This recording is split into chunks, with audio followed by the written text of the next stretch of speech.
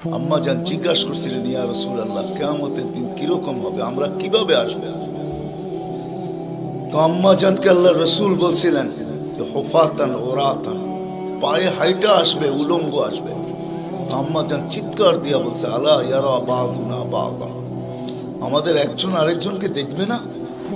আল্লাহ রসুল আম্মা জানের কোলে শোয়া ছিলেন, উঠা বসছেন, চেহারার রং পরিবর্তন হয়ে গেছে, আর বলছে, আয়েশা ইয়ামুন আসির, আয়েশা বড় কঠিন দিন। তো দুটা চিত্র তুলে ধরছেন আম্মার সামনে, বলছে, আয়েশা কিরকম কঠিন শুনবা?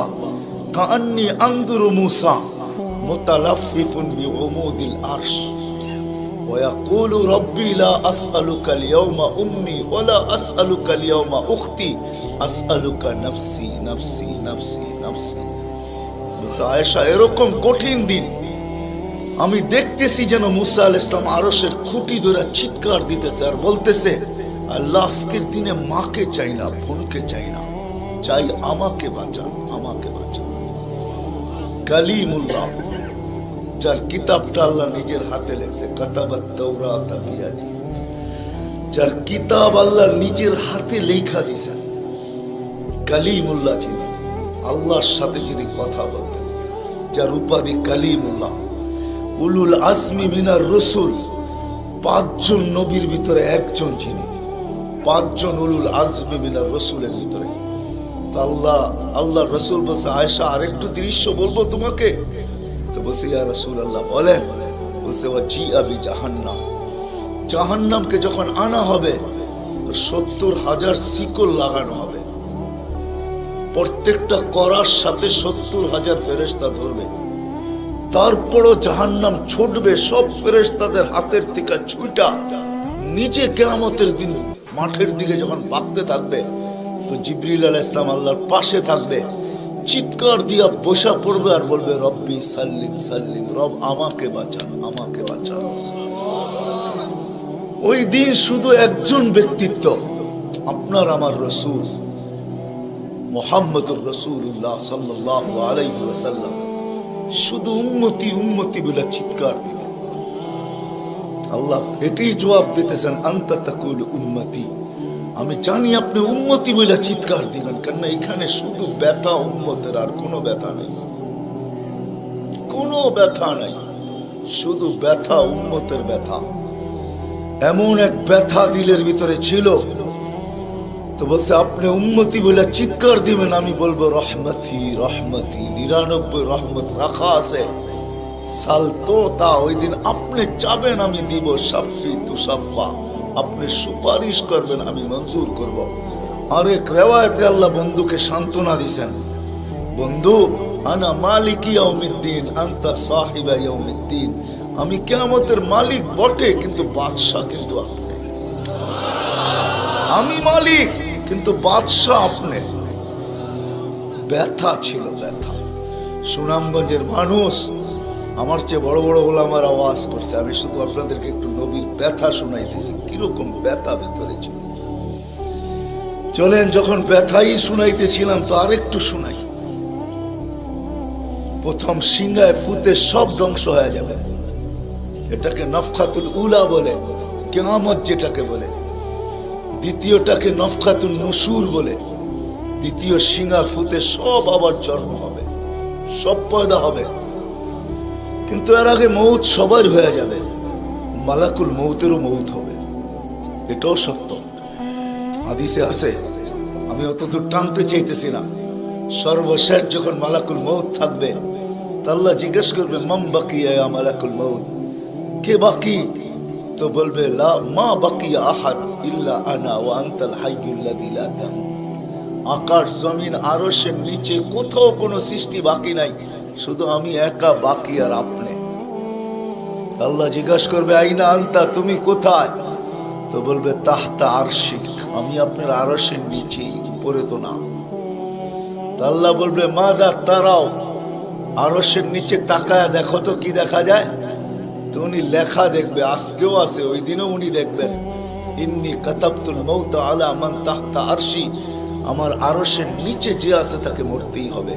আল্লাযী হাই চিরঞ্জীব ফাহুয়া ফাওকা আরশি, সে আমার আরশের উপরে বিরাজমান। তো বলবে আল্লাহ এই লেখা আছে এইখানে, তা আল্লাহ বলবে ফাতামুত আনতা, এবার তোমার পালা। ফাইন্নাকা তাহতা আরশি, তুমি আমার আরশের নিচে। ওয়া ইন্নী কাতাবতুল মাউত আলা মান তাহতা আরশি, আর আমার আরশের নিচে যে আছে তাকে মরতেই হবে। সায়ুলকি আলাইহি সাকারাতাল মাউত, আল্লাহ ওনার উপরে মৃত্যুর যাতনা ঢালবেন। আজকে যদিও উনি মৃত্যু সম্বন্ধে কিঞ্চিত ধারণাও রাখেন না, আমার বিশ্বাস উনি মৌত কি জিনিস জানেন না, এটাই তো সত্য। কি যাতনা বিষে বুঝিবে সে কিসে, কবু আসি বিষে ডংসিনি জানে। সাপের বিষ তো ওই বোঝে যাকে সাপে দংশন করছে।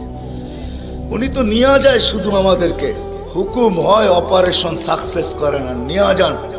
এমনকি প্লেনের ভিতরে উনি অপারেশন চালান, ঠিক না? মানুষ প্লেনও মরে ইদানি, আগেও মরছে। উনি নিয়ে যান, উনি মৃত্যু সম্বন্ধে কিঞ্চিত ধারণা রাখেন না। তো যখন আল্লাহর ওনার উপরে সাকরাতুল মউত, সায়ুলকি আলাইহি সাকরাতুল মউত, মৃত্যুর যাতনা আল্লাহ ঢালবেন, তো ওই দিন উনি চিৎকার দিবে, চিৎকার। কিরকম চিৎকার? বলবে বিইজ্জতিকা ওয়া জালালিক, তোর ইজ্জত আর জালালের কসম, ওয়া উলুবি মাকানিক, তোর উচ্চতার কসম মালিক।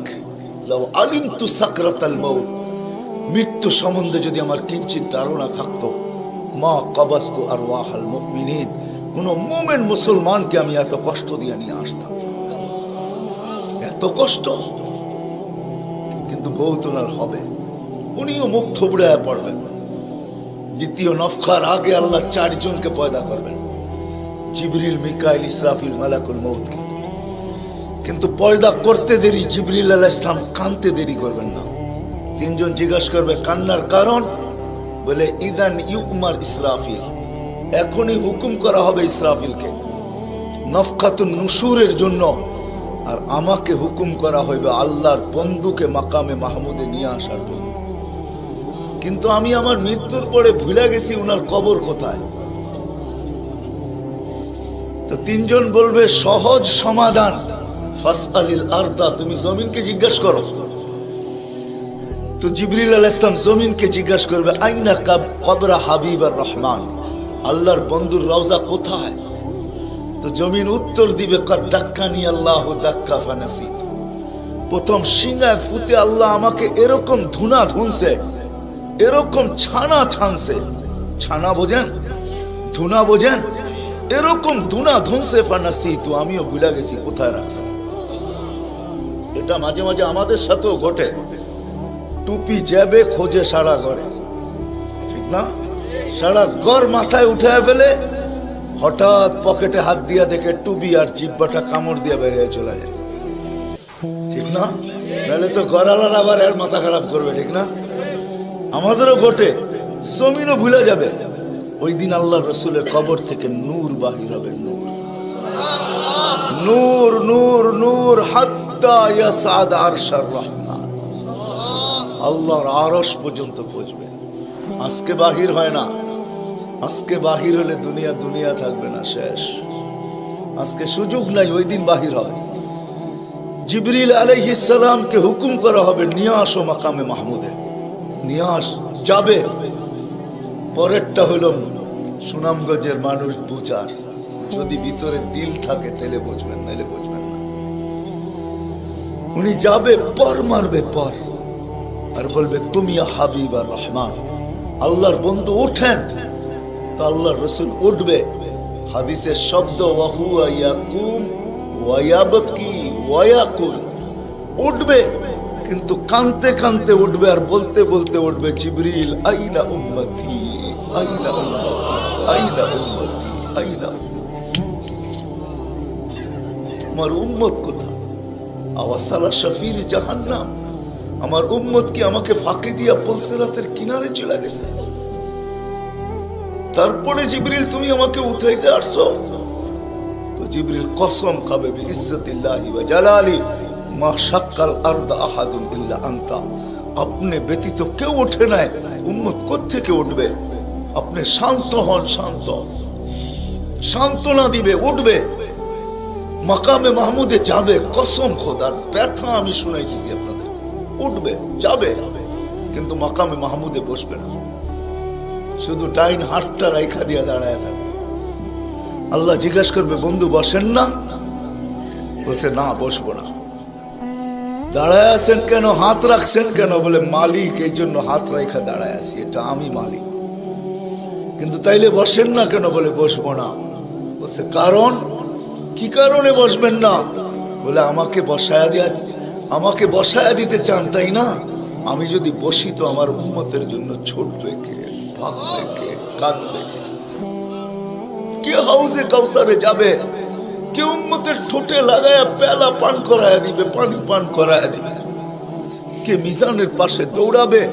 পাল্লা যদি সামনে না ঝোঁকে তাইলে দুরুদের গাঠটি নিয়া, যা আমি আপনি পড়ছি নবীর উপরে দুরুদ, ওই গাঠটি গুলাকে নিজের কাঁধে করে নিয়ে চলে আসবে। প্রত্যেকের নামেরটা ইমাম কর্তুবী রহমতুল্লাহ আলাইহি লেখছেন, কিতাব মোতালা করেন, ওই গাঠটি নিয়ে আসবে, নিজে উঠায়া নিয়ে আসবে, উঠায়া। এই জন্যই বলছে আমার উপরে দুরুদ বেশি বেশি পড়ো। ডেলি পড়ো না তো জুমার দিন পড়ো, আকসিরু আলাইহিস সালাহ ইয়াউমাল জুমআ, জুমার দিন বেশি বেশি আমার উপরে দুরুদ পড়ো। তোমাদের দুরুদ গাঠটির ভিতরে রাখা থাকবে। গাঠটি কিয়ামতের দিন যদি পাল্লা না ঝুঁকে তো আমি পিঠে করে উঠায়া পাল্লায় দিয়া ঝুঁকায়া দিব, ঝুঁকায়া। আবার মিজানের পাল্লায় পুলসিরাতের ওইখানে দৌড়াবে। বলছে কে দৌড়াবে উম্মতের জন্য?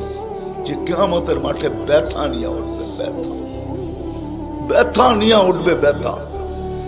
হায় হায়, যে মৃত্যু লগ্ন ব্যথা নিয়ে গেছেন, ব্যথা।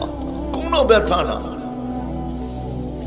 কোনো ব্যথা না, নয় ফ্যামিলির ব্যথা না, হাসান হোসাইনের ব্যথা না, আলী ফাতেমার ব্যথা না, যে হাসান হোসাইন কলিজার টুকরা ছিল, টুকরা। সুনামগঞ্জের মানুষ বুঝবেন কি বুঝবেন না জানি না, দুই ভাই আসছে আল্লাহ রসুলের কাছে, আয়েশা বলছে নানা জান আপনি উত্তম না আমরা দুই ভাই উত্তম?